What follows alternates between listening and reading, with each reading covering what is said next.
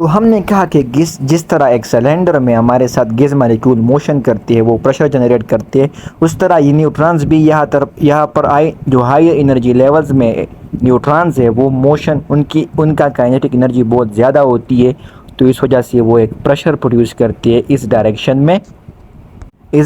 में जिसको हम क्या कहते हैं, न्यूट्रॉन डिजेनरेसी प्रेशर। और वो न्यूट्रॉन डिजेनरेसी प्रेशर जो है वो कोशिश करती है कि जो ग्रेविटेशनल फोर्स है उसको अपोज करे। जो ग्रेविटेशनल फोर्स है उसको क्या करे, अपोज करे, जो है स्टार को जो है वो बैलेंस आउट करे। ये न्यूट्रॉन डिजेनरेसी प्रेशर क्या करती है, कोशिश करती है कि ग्रेविटेशनल फोर्स के ख़िलाफ़ काम करे। ठीक है, तो जब ग्रेविटेशनल फोर्स बहुत ज़्यादा हो जाता है यहाँ पर, ठीक है, तो कोर को बहुत ज़्यादा क्या कर देता है, बहुत ज़्यादा कम जगह में कलेक्ट कर देता है। ठीक है, बहुत ज़्यादा फोर्स जो है वो कोर पर लग जाता है, तो क्या हो जाता है कि यहाँ पर जो न्यूट्रॉन्स है वो बहुत कम्पैक्ट हो जाती है, एक दूसरे के बहुत नज़दीक आ जाती है। ठीक है, जिस तरह आप एक स्पेरंग को बहुत नज़दीक लाती है तो फिर वो रिबाउंड हो जाता है। ठीक है, उस तरह ये फोर्स बहुत ज़्यादा होता है और न्यूट्रॉन्स इतनी नज़दीक आ जाती है कि ये न्यूट्रॉन्स एक रिबाउंड फोर्स जो है वो प्रोड्यूस कर देती है। ठीक है, वापस जो है एक फोर्स प्रोड्यूस करती है, रिबाउंड फोर्स हो, जिसकी वजह से हमारे साथ एक शॉक वेव यहाँ पर जनरेट हो जाती है, रिबाउंडिंग, न्यूट्रॉन्स की रिबाउंडिंग की वजह से। ठीक है, एक शॉक वेव जो है वो हमारे साथ जनरेट हो जाता है।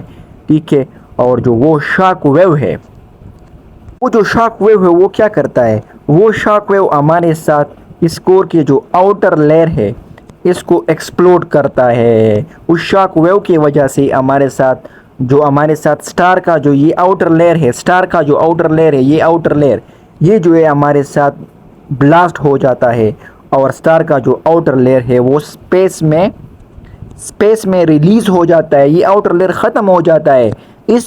इसको हम क्या कहते हैं, ये आउटर लेयर जब ब्लास्ट कर जाता है इसको सुपरनोवा एक्सप्लोजन कहते हैं। ठीक है, तो ये आउटर लेयर ख़त्म हो जाता है, ये आउटर लेयर हो, और कोर जो है वो हमारे साथ रह जाता है। ये कोर जो है ये रह जाता है, ये ब्लास्ट नहीं करता। ठीक है,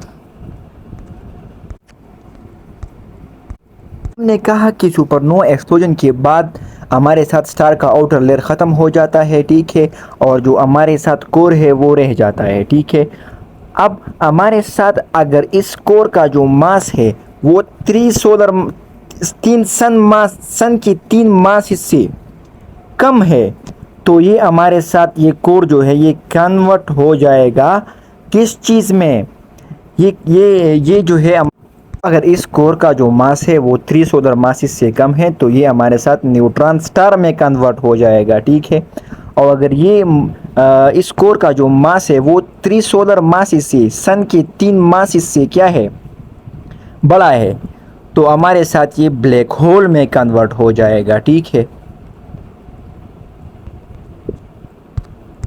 न्यूट्रॉन स्टार किस तरह बनता है। ठीक है, अगर हमारे साथ इस कोर का जो मास है 3 सोलर मास से कम है तो न्यूट्रॉन स्टार बनेगा, क्योंकि जो हमारे साथ अगर 3 सोलर मास से कम है ये कोर, तो इतना ग्रेविटेशनल फोर्स प्रोड्यूस नहीं करेगा। ठीक है, इस वजह से जो हमारे साथ न्यूट्रॉन डिजेनरेसी प्रेशर, हमने कहा ना कि न्यूट्रॉन डिजेनरेसी प्रेशर अब इस ग्रेविटेशनल फोर्स का मुकाबला कर सकेगा, तो ये हमारे साथ फिर ब्लैक होल में कन्वर्ट नहीं होगा, क्योंकि न्यूट्रॉन डिजेनरेसी प्रेशर इस कोर का मास कम है, इतना ग्रेविटेशनल फोर्स प्रोड्यूस नहीं करता, तो न्यूट्रॉन डिजेनरेसी प्रेशर उस ग्रेविटेशनल फोर्स का मुकाबला कर सकता है, बैलेंस आउट कर सकता है, तो इससे फिर ब्लैक होल नहीं बनता, इससे फिर न्यूट्रॉन स्टार बन जाता है। ठीक है, अगर हमारे साथ इस कोर का जो मास है वो 3 सोलर मास से ज़्यादा है, 3 सन से ज़्यादा है, तो हमारे साथ ब्लैक होल में कन्वर्ट हो जाएगा, क्योंकि ग्रेविटेशनल फोर्स यहाँ पर मास की वजह से क्या होगा, ज़्यादा होगा, और न्यूट्रॉन डिजेनरेसी प्रेशर